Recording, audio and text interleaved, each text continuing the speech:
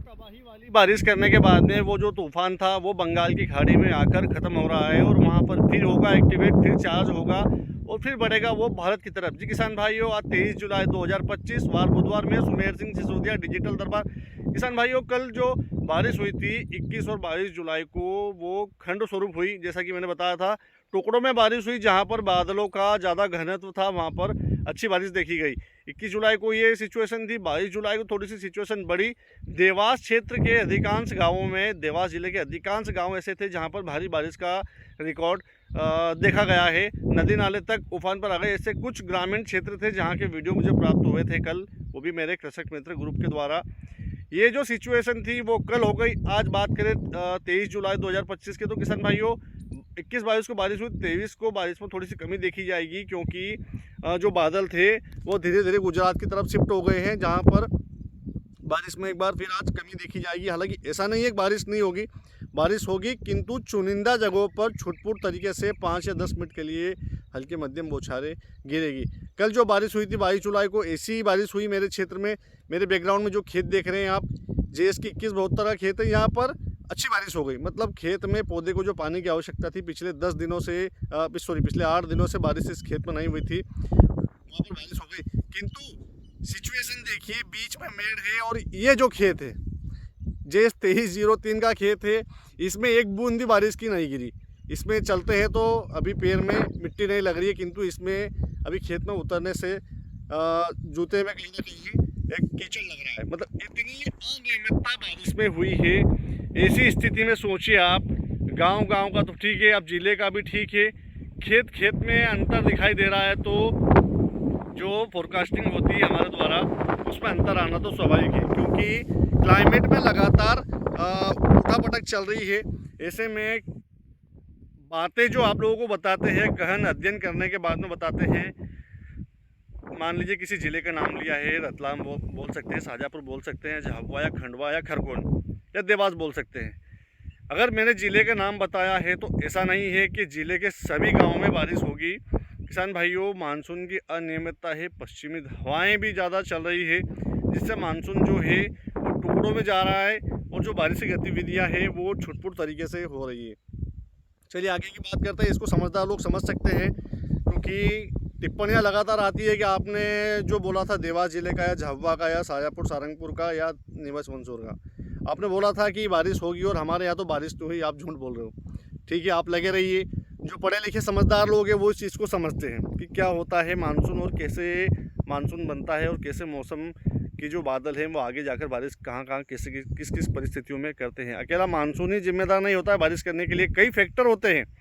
जो साइंस पढ़ता है वो इस चीज़ को समझता है। चलिए ज़्यादा लंबा समय ना लेते हुए आगे के विश्लेषण की बात करें किसान भाइयों, तो ये जो तूफान आएगा चीन का बंगाल की खाड़ी में, वो बंगाल की खाड़ी में आने के बाद में डीएक्टिवेट होगा, अर्थात उसमें जो चार्ज है, बादल है, वो सब समाप्त हो जाएंगे। किंतु कुछ परिस्थितियाँ ऐसी बनेगी 24-25 जुलाई को, जिससे वो फिर बादलों को घेरेगा, फिर बंगाल की खाड़ी से थोड़ी नमी लेकर चार्ज होगा और धीरे धीरे चार्ज होने के बाद में वो इतना शक्तिशाली हो जाएगा कि वेलमार्क लो प्रेशर एरिया, गहरा निम्न दबाव बनकर फिर एक बार भारत की तरफ रुख करने वाला है।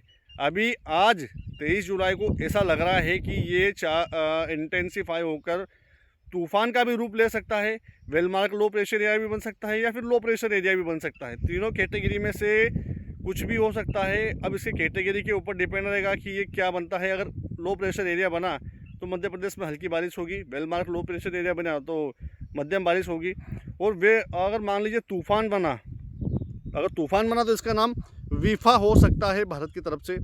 ये मध्य प्रदेश में एंट्री मारेगा तो उम्मीद से अच्छी बारिश 26, 27, 28, 29 और 30 जुलाई 2025 इसमें अच्छी बारिश, नदी नाले निकलने लायक हो सकती है। फिर बोल रहा हूँ किसान भाइयों, हो सकती है। अगर तीनों में से क्या बनता है इसके ऊपर वो निर्भर करेगा कि मध्य प्रदेश में बारिश कैसे करने वाली है। यहाँ पर सिचुएशन दो बनेगी। कुछ मॉडल दिखा रहे हैं कि ये छत्तीसगढ़ उड़ीसा से होकर बालाघाट के रास्ते से मध्य प्रदेश में एंटर करेगा और पश्चिमी जिलों की तरफ आएगा, गुजरात में जाएगा, राजस्थान में भी जाएगा। तीनों राज्यों में अच्छी बारिश करेगा। बाकी कुछ मॉडल ऐसा भी दिखा रहे हैं कि ये जबलपुर से टर्न मारकर भिंड मुरैना से यू टर्न लेकर आधा यूपी की तरफ, यूपी से टच करके राजस्थान की तरफ जाएगा, जिससे जो मध्य प्रदेश के पश्चिमी ज़िले हैं, मध्य ज़िलों तक तो अच्छी बारिश है, पूर्वी ज़िलों में भी अच्छी बारिश है। ये पश्चिम में आते आते कमज़ोर हो जाएगा, ऐसा अधिकांश मॉडल बता रहे हैं। और अधिकांश मॉडल बता रहे हैं कि पश्चिम में अच्छी बारिश हो जाएगी। अब देखने वाली बात होगी कि ये किस कैटेगरी में जाता है, वेलमार्क लो प्रेशर एरिया बनता है, लो प्रेशर एरिया बनता है, या फिर तूफ़ान बनेगा। जो भी सिचुएशन होगी वो मैं आपको वीडियो के माध्यम से समझाने का प्रयास करूंगा। किंतु आज 24 जुलाई है, 24 जुलाई को बारिश की गतिविधियां सीमित क्षेत्रों में रहेगी। 25 जुलाई को भी यही सिचुएशन रहने वाली है।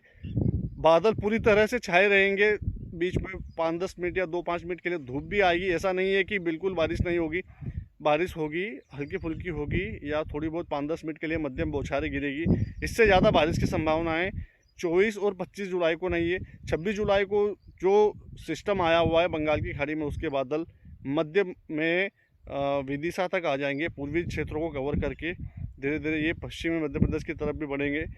शाजापुर, विदिशा, भोपाल, राजगढ़, देवास, आगरमालवा, बात करें हरदा, या नीचे चले अपन तो खंडवा, खरगोन, इंदौर, उज्जैन, धार, झाबुआ, अलीराजपुर, बड़वानी, नीमच, मंदसौर, रतलाम, सभी क्षेत्रों में जो ज़िले छूटे हैं, सभी क्षेत्रों में उम्मीद उस सिस्टम से लगाई जा रही है कि ये 26 से लगाकर 30 जुलाई के बीच में मध्य प्रदेश के अधिकांश क्षेत्रों में अच्छी बारिश करेगा। बाबा महाकाल से मैं भी प्रार्थना करता हूँ, सावन का महीना लगभग ख़त्म होने को आया है, कई क्षेत्रों में बारिश हुई है। कुछ मैसेज अभी भी ऐसे प्राप्त हो रहे हैं कि अभी तक हमने बुआई नहीं करी सोयाबीन की। किसान भाइयों, अब सोयाबीन की बुआई करना भी नहीं, क्योंकि मानसून का जो पैरामीटर है वो लगभग 60% पार कर चुका है, 40% बारिश बची हुई है। अब ये कैसी होती है आगे, अगस्त और सितंबर, 20 सितंबर तक का समय बचा हुआ अपने पास में, अच्छी होती है, कम होती है, मोटा मोटा अनुमान यदि आप लोगों को बताया जाए तो ज़्यादा कोई लंबा पीरियड बारिश का बचा नहीं है। सोयाबीन ना लगाएं, हो सकता है तो आप मूंग लगाएं या मक्का लगाएं। इससे ज़्यादा आप अपने विवेक से कार्य करें, क्योंकि किसान को एक राय देना सूरज को दीपक दिखाने जैसा है। क्लाइमेट में कुछ चेंजेस आता है या परिस्थितियां बदलती है तो मैं जल्द आप लोगों के लिए एक न्यूज़ लेकर आता हूं। तब तक जय श्री राम।